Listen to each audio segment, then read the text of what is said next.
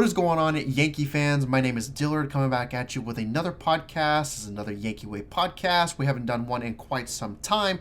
There's a lot of reasons for that, so I will explain momentarily. But before I go ahead and jump into that, how are you doing, my good friend, Mr. John?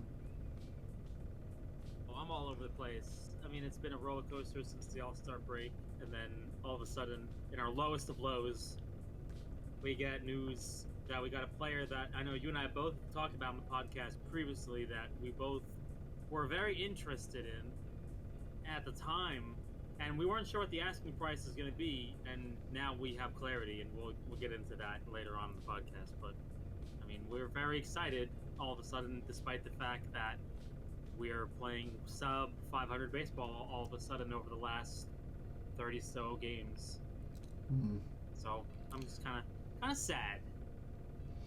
Yeah, I think that right before we get into the meat and potatoes, the heart of this podcast, what we obviously we're going to talk about is Andrew Benintendi, the trade. That's pretty much going to be the only major focus on this podcast.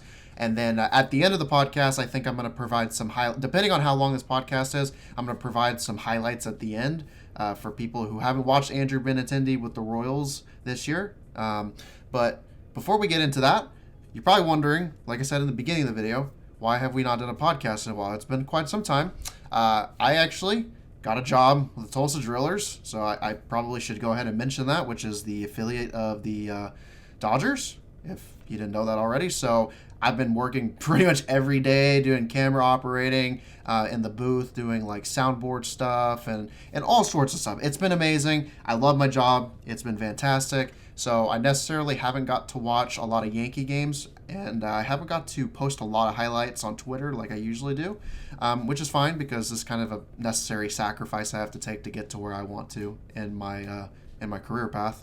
But it's been a lot of fun. I've been really enjoying it. The only time I really get to watch Yankee games is after the game's over, and I have to kind of go through the highlights, bits and pieces. But you know, when you do that, there's only so much that you can talk about in like a 4 or 5 minute highlight reel. You know, even in a condensed game, I would say there's still like a lack of content compared to watching over and over and over again consecutive days in a row, 9 inning game. But that's kind of the reason why we haven't done a podcast in a while. So we will try to remain consistent, but that's been the reason. But let's go ahead and talk about Andrew Benintendi now that we got that out of the way. I actually saw it. Funny story.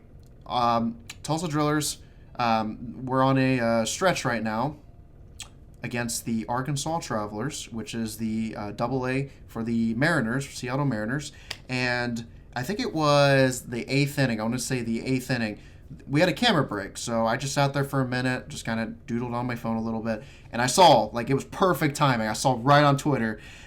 It wasn't Jeff Passan. Who was the one who tweeted it out first? I think it was Jack Curry, right? Yeah, Jack Curry. Jack Curry. I saw Jack Curry's tweet like immediately after. Like, it hadn't even been out for like 2 minutes, and I was like, wow, like perfect timing for me, obviously with the camera break. But I was like, okay, I didn't expect that. But I mean, let's just go ahead and just get into it. Like, I mean, what are your thoughts on the whole trade? I mean, because I know what I'm going to say, but I want to know what you have to say first. I don't have Jack Curry's notifications on. I just have Jeff Bassett, and he sent it out, and I was just like, ooh, this is good. In my opinion, I think that this was an absolute steal. I mean, we didn't give them anything that I had anticipated. I think you and I were talking about how, you know, there's going to be a lot of competition for him, and we may have to give up a top 10 prospect. Not the case. We gave them 2 top 30 prospects and a nobody, as far as I'm concerned. I really like TJ Sycamore. I like his stuff. He was a highly touted prospect for us. We picked him up as a comp pick, I believe, in 2019. And then he had Tommy John surgery after that, and it was still looking pretty good. Like, he's got good stuff, but he's gonna need a little bit of time for recovery, obviously. But I like the pitchers stuff that they have. I like it. It seems like we always pick up these pitchers that have good stuff, but it doesn't translate right away. And it's fun to watch them develop. Like, we watched Ken Waldichuk come out of nowhere and stuff like that. But so I think that Cashman, made a great trade. Got some position that we desperately needed. Somebody who's performed in the playoffs. Somebody who plays a slightly different style of baseball than the rest of his team. I think he plays the style that IKF does, but plays it better, for sure. And we didn't give up really much of anything. Like, this barely scraped our prospects of what we thought we were going to have to give up to get him, and now we can pivot to something else, look for a starter, look for another pitcher. There's a lot of other moves now that can still happen, and we finished today better than where we were previously. Yeah, I agree with you completely. I just want to go ahead and go through some of his stats. 320 average, 387 on base percentage, 398 slugging, so definitely not hitting for power as much this season. You have a line drive swing. You have a overall 785 OPS, 126 WRC plus, which is the number I really look at. So that tells me he's 26% above league average, which is obviously a good thing. He's just over a 2-win player according to Fangraphs, their version of WAR called F-WAR. And then if you look at his defensive numbers in left field this season, you have a 1 DRS, which is 1 defensive run saved, and then a 7.1 UZR, which is a 7.1 ultimate zone rating in left field. So what that tells me is that he's been playing some pretty good left field and that he has a lot of range. So, yeah, go ahead. I think I know where this is going. How many errors does he have this year? I don't look at errors for defensive. Is it 0? I'm pretty sure it is 0. He has 1,000 fielding percentage. Well, that's definitely. I'm not gonna lie. That's something that I never look at because errors don't always justify how good / bad a defender can be. You could. The score could be nice to you and could just say that, okay, maybe it just took a bad break. But I like the fact that so far every ball hit to him, he's pretty much played it just as well as he possibly could have, which is really great. I mean, we've seen Gallo have some issues with left field in Baltimore this year, and some other stuff. So kind of puts us at ease that we know he's going to at least catch the balls hit towards him, which is a good start. Mm-hmm. Yeah, kind of going from there, just some more positive stats. This one is definitely more on the high end of the spectrum. Is a 75th percentile, so obviously it's a scale of 1 to 100. Benintendi is in the 75th percentile, which is top 25%, in expected WOBA, which is a good stat. WOBA is very similar to WRC plus, so it's definitely something that I really keep an eye on. Weighted on base average, if I'm right, yeah. Yep. And then he also has another thing that I love a lot. If you know me, especially on Twitter, the stuff I tweet about, I love walks. Walks are a very underrated aspect of baseball. And Benintendi is in the 70th percentile for BB percentage. So a lot of because of his on-base percentage isn't just because he's hitting for contact and getting on base through that way, but he's also walking quite a bit and working out the count, which I respect and I like that. And then also another thing that I wanted to point out that I found from StatCast was Benintendi is also in the 78th percentile or better. So some of these are better, but at least the 78th percentile or better in chase rate. So that means he doesn't chase a lot. K percentage, doesn't strike out a ton, and whiff percentage, doesn't whiff a lot. So I know that strikeouts don't always mean everything. There's a lot of players that strike out a lot, like, for example, in their careers, Judge or Stanton. They strike out a lot, but it doesn't matter with how much they produce on the field in terms of OPS and WRC plus, OPS plus, and stuff like that. So I know strikeouts don't always mean everything, but it is cool to see that he's in the upper percentiles for chase rate, K percentage, and whip percentage. Now, here's some things that I wanted to talk to you about, John, and after I say them, then you can give me your opinion, okay? While I am very happy with this trade, I think it's a good trade, and obviously I think that the Yankees fleeced the Royals. I really do. It's a good trade. I agree with you. I think that they stole him. I hope that I don't know what they did. Like, what? Yeah, I hope I don't come back to this and completely made look like a fool, but I'm pretty confident that the Yankees or Cashman did a pretty good job with this trade. But the few things that I want to talk to you about, the only few worries that I have, and you can give me your thoughts and opinions on them. The first one, which is interesting, it's more of a not necessarily a worry, but more of I don't want to get my hopes too high, but I think that he has a lot of potential in terms of bringing back like his whole 2018 form. And I think he was a 5-win player, a pretty respectable player in 2018 with the Boston Red Sox. He had a 465 slugging in 2018, which is much higher than his slugging this year, obviously. He had 7 career home runs at Yankee Stadium. And all 7 of them, every home run that he's hit at Yankee Stadium in his career was right to right center. Now, we talked about it before the podcast. His pull percentage hasn't been the best. I'm pretty sure it's if not the lowest of his career. I'm Right really now, if you could, it's the lowest of his career, correct? Or at Yeah. least close to it. Okay. yeah. So it's not really a complaint. It's more that he's obviously been good with the Royals, no doubt. I mean, he Right. wouldn't be good if he wasn't good. He wouldn't have 126 WRC plus, 26% above league average. But with the power that we've seen that he's had in the past, specifically the 2018 season, I pointed to the slugging, 465 slugging. The fact that it also shows that every home run that he's ever hit at Yankee Stadium is right to right center really, really makes me want him to gain a little bit of that power back that he had from the 2018 season and start pulling the ball more. Because obviously if he pulls the ball more, it's going to go in the short porch. And that's what you want, correct? From a lefty hitter like that.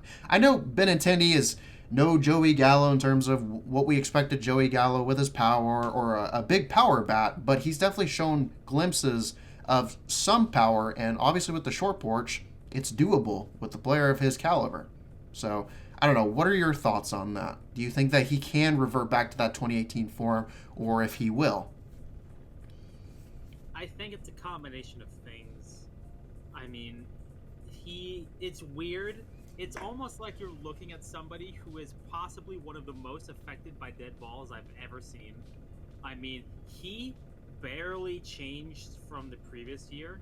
I mean, yes, his ground ball rate's a little higher than it was last year, but it's still lower than it was in 2020. Like, it's about his ground ball rate right now is 45%, which is lower than it was in 2020 and 2021. 2021 is at a 38.5%. But like, he has not really gone that much of a difference, but his home run rate has been slashed from 3.2% down to 0.8%. It's so weird. I think that's also partially because of the ballpark he plays in. I think it's because of the fact that Kauffman Stadium is basically a cavern. It says, I'm looking at this on expected home runs by park this year for Benintendi. If he played in Yankee Stadium, he should have 6. Kauffman Stadium is one of the lowest at 3. Detroit, also a canyon, is at 1. Other stadiums of note, Houston 10, which I don't expect Houston to be that much of a bandbox, but I guess it is. So I mean, it's like he hasn't changed that much, I don't think. And like you said, his hard hit percentage is right about where it was in 2018. 2018, his hard hit percentage was 36.8, and now it's even higher. He is at 38.4%, and is somehow slugging way less. I think that it's just that it's a combination of juice balls and a slight change of his approach. He's clearly, because of where he is, he's like, okay, I'm not going to be able to hit it into the porch, or I'm not going to be able to hit it into the stands. I got to go up the middle, and I got to hit line drives, and he's done that, and he's changed his approach. Now, does that mean it would be better for him to change his approach back? I don't think so. Like, why mess with something that works well? And, I mean, you can talk about maybe where you want to play him in the lineup because of his approach. I think I can make a good argument over that. And here's another thing, because now that you mentioned ground ball percentage, which is perfect because I want to get into that. You mentioned I had 46, you had 45, close enough, honestly. Here's an interesting discovery. You know how big I am about wanting players to elevate the ball. More line drives, the better, or, that's that sweet spot, that sweet launch angle where it's in between a line drive, but you don't want to pop it straight up in the air. That's too much elevation. You know how I am with that. Here's something interesting, but there's probably some evidence to back it up, and I have that evidence, is that Benintendi this year has a 103 WRC plus, so 3% above league average, when hitting a ground ball. if you want to know what league average is when hitting a ground ball, it's a 34 WRC plus, which is absolutely dreadful. Now, this is the bit of evidence that I think. This is another thing that I was kind of concerned about. Do you know what BABIP is, right? Yes, BABIP is Yeah. 368. Yeah, it's That 360. is If unsustainable. according to Fangraphs from today, because they updated live stats, it's 366, but the league average is 290, and I'm like, there's no way this is gonna be sustainable. No, it's so weird. His BABIP is 368, but his ISO is only .79. It's so weird. It doesn't make any sense. Like, it's like all he does is he's become a slap hitter somehow. We don't know how. Like, all of his ground balls right now are finding holes, which is worrying. I feel like he's a ground ball double play waiting to happen at this point. Knowing our luck, he's going to hit every ground ball right at somebody. The second you come to this team, you get infected with this disease where you just hit every ground ball towards somebody. I don't know what it is, but I feel like a couple of weeks here, I feel like they'll be shifting Benintendi like crazy. Now, I mean, I don't know how adept he is at, going the other way. I obviously haven't watched him play in a couple of years because he hasn't been around every couple of weeks to play against him, so I don't know how good he is at hitting against the shift, but I feel like he's gonna be like I said, a ground ball double play waiting to happen, or he's gonna be just bashing balls into the shift. Well, if I'm not mistaken, his oppo swing percentage is higher than his pull percentage, so I think that he is capable of going opposite if he needs to. Numbers on his batted ball profile, his oppo percentage is 20.4, his pull percentage is 23.5. Okay, so they're very identical then, very close. Center focused right now. Doesn't go left or right, just goes right up the middle. Center, and that's fine. Pretty good. Yeah. Most of the time, I like that. That's the approach DJ tends to use, go up the middle. Unfortunately, most of the time, there's a pitcher standing in the way. So I think that's probably the last thing that we should end off with, because we've hit pretty much everything that we need to about Benintendi. The last thing I think we should talk about on the podcast before we go ahead and end the podcast and then jump into some Benintendi highlights for those who haven't actually seen what he's done with the Kansas City Royals this year. Where do you want him in the lineup? Okay, so I probably want him batting leadoff. In my opinion, he's got a higher on-base percentage than DJ LeMahieu. He's clearly not hitting for power this year. He's going to get on base. He seems to be pretty adept at walking. He seems to see a lot of... I don't know how many pitches per at-bat he sees. I would imagine that DJ sees more pitches per at-bat than Benintendi does. But right now, Benintendi seems to have rediscovered the walk as part of his game, and he seems to be putting the ball on the ground more and legging it out. So I think he would be a good leadoff hitter, because then you could go lefty, right, lefty. You could go lefty Benintendi, Judge, and then lefty Rizzo, and then you could either put Torres or LeMahieu behind, or you could put Stanton there, or you could do something like that. When he comes back, you could put LeMahieu fourth, or you could put Stanton, then LeMahieu, and then Torres. You could do that when Stanton comes back.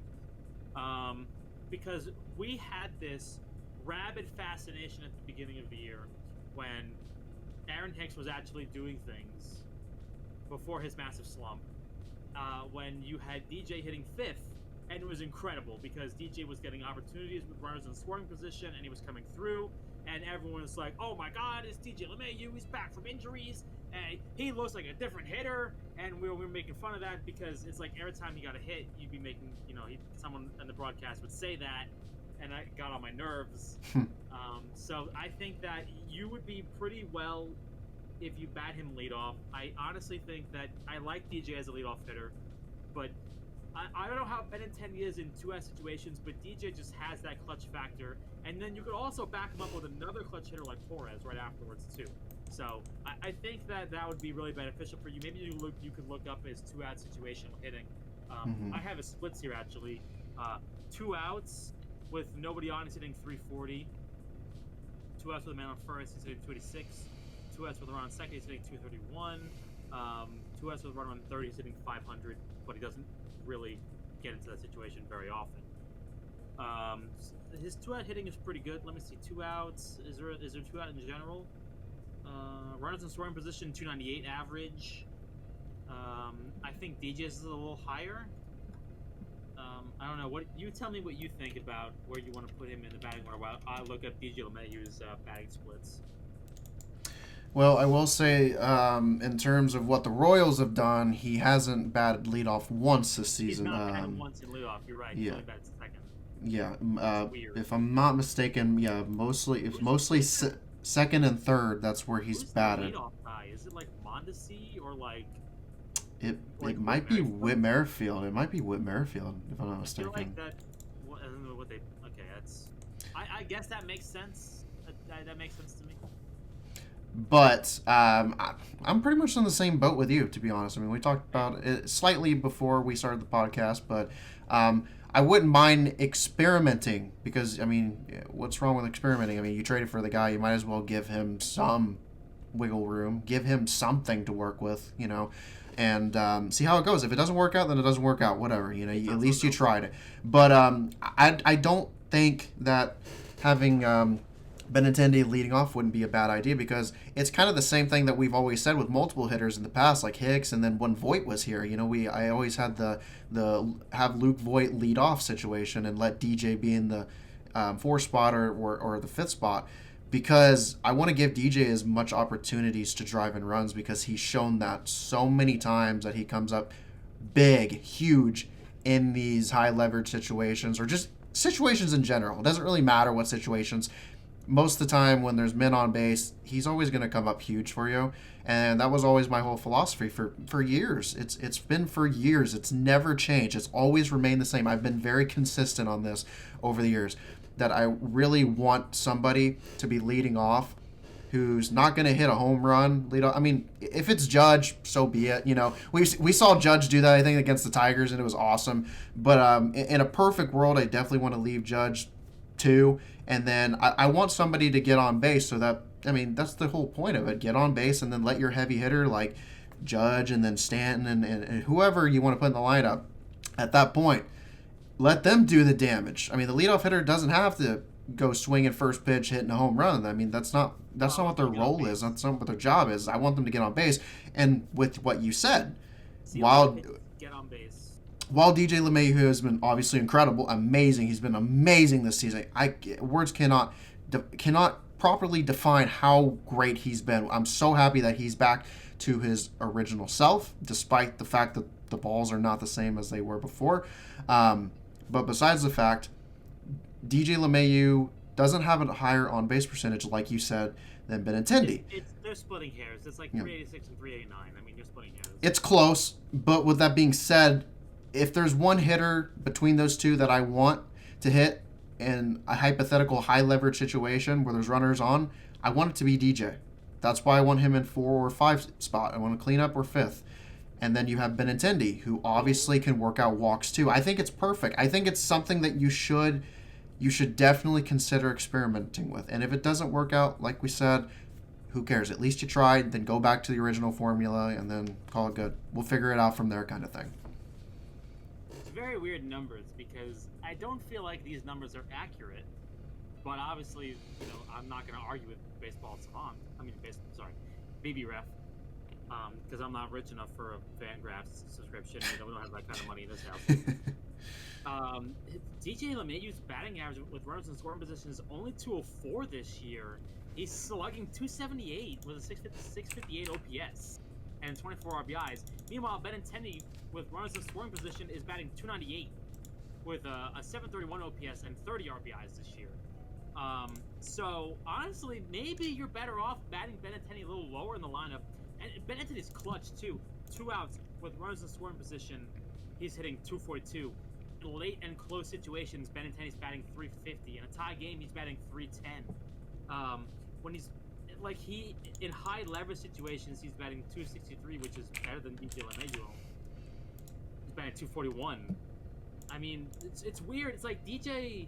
It feels like DJ comes through a lot, but I guess the stats, we're just blinded by it.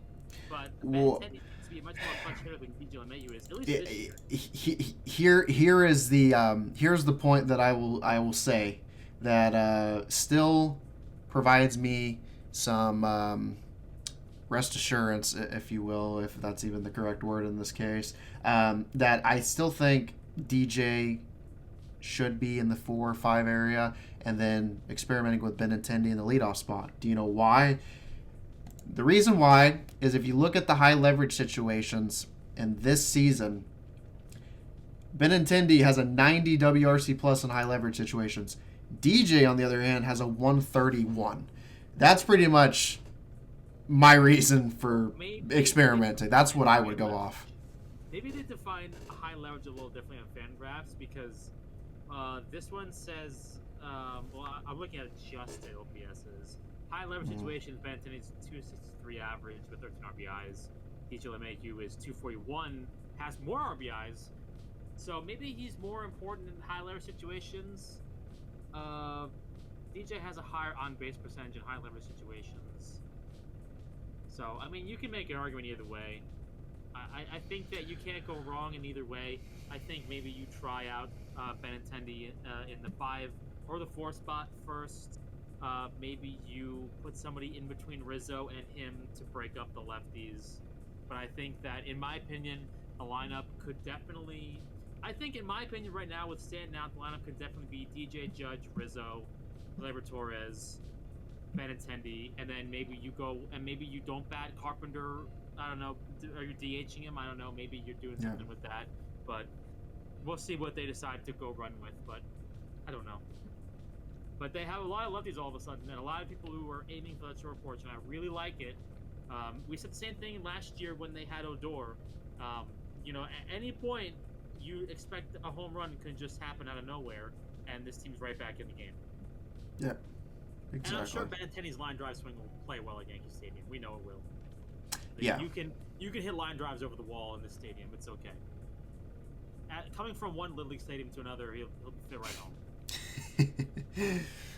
Well, or as Gary Cohn would say, everything's a home run at Yankee Stadium. Oh, I heard that. I did hear him say that. I was like, oof. It's true. It's technically true. But I don't think that was even a home run at Yankee Stadium, okay? It was funny. It was pretty funny. Yeah, I had a good laugh at it. I think people took it a little too seriously. I mean, come on. It's just friendly banter, man. Come on. I don't care, man. It was Let funny. Gary have his... You can't laugh at yourself. Yeah. Then what are you doing here? Let Gary have his fun. It wasn't like whatever the idiot manager from Texas is, where he's like, Chris Woodward. Didn't count. Chris Woodward, yeah. Yeah, like that home run didn't count. Nah, just let Gary have his fun. The Mets are doing well. Props. Yeah, I won't. No one who cares. Come on. The Mets.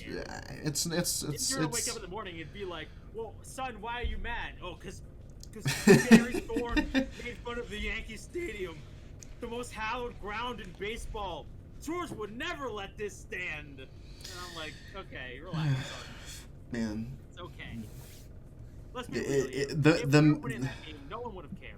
But we lost the game, so everyone cares. Well, it's because it's the Subway Series. When in reality, that series is probably not going to mean anything. When in reality, the only real winners of the Subway Series are the TV networks. No kidding, actually, no kidding. And honestly, right before we end the podcast, I obviously wasn't able to watch either game. I had to go back and watch the highlights of it. But bad base running and bad runners in scoring position play. I will say that in terms of the Mets, it's kind of silly to me how a lot of Yankee fans are getting so worked up over it, considering I just feel like a lot of people are underestimating the Mets. Because, I get they have such a reputation in the past of just, even when they play so strong in the first half, they end up collapsing. But it's just, I'm sorry, it's not going to happen. I firmly believe that this Mets team is actually really good. They're really good. I thought it was really funny. And everybody can be like, oh, you're such a hater. But, I love Jacob deGrom. But I love that he has, 5 good outings in the minors. And they're like, no, one more outing, and then he goes to one more outing, and then he gives up 4 runs, and then they're like, okay, now he's ready. What do you do? But the thing is, he won't do that in the majors. He'll still put up 7, 8. Yeah, he'll still on average go 7, 8 innings and only allow 1 to 2 runs. And then lose late. Yeah. The Mets will somehow not score any runs like they never do. It's crazy. We couldn't beat their talented bullpen, though. We couldn't do it. No, you didn't miss much. You just missed, like... It was a classic Yankee game where every single ball that can possibly go out stays in, and we get picked off and thrown out on the base paths, and run into two Blands and Noble Tigers, and it's just terrible baseball. All right. Don't watch it. It's so I already did. Too late. I already watched the highlights. It was the Red Sox, but it was definitely bad. Oh, the Red Sox have been brutal lately. Really brutal. Really bad. Yeah, I know. But today was honestly ended better than it started. Yeah. And look, we played the Mets with our 5th and 6th starters. I mean, to only lose by 4 collective runs, I'm okay with that. I like our chances better if we match up Cole against DeGrom, and then Luis Castillo against Scherzer. But I mean, when we're running in there with Jordan Montgomery, who couldn't get my grandmother out, and then you play, a domestic abuser who's pitched twice this whole year, and you expect to win, I don't know. It just felt like we were going to lose to begin with. Yeah. It is what it is. Just move on. I was not surprised by this series at all. I was not surprised. Mm-hmm. All right, well, that's definitely it. I think that we talked about a good portion. We mostly just wanted to talk about the Benintendi trade, but of course, we get on tangents sometimes, and that happens. But I like tangents. I know you do. I hope everybody enjoyed the podcast. If you haven't subscribed already, make sure you do. Click bell notification so you don't ever miss a video that I upload. Or John, because he also helps me with the channel. Give him some credit. And then like the video and comment. And then we will see you guys on the next video. That's well hit. Deep right center field. It will carry, and it is gone. Base hit left field. Benintendi's got it on a hop. Here comes Harrison around third. The throw. One hop. Out at home plate. And Melendez hung on to it. 5 out of 23, and that's well hit to right field. And with the heat, that ball is going to carry. And that is well back into the right field seats. Benintendi goes back to the middle. And the Royals lead by 2 in the 8th inning. Bobby Wood Jr. adds his first major league run. He got the ground ball to the right side and then some. Here comes Taylor around third, and the throw to the plate will be cut off. So the Royals have the lead for the first time today. Benny with a base hit. He comes through, and the Royals take a 1-0 lead. Base hit left field. Benintendi scores Nicky Lopez to make it a 3-run 4th inning.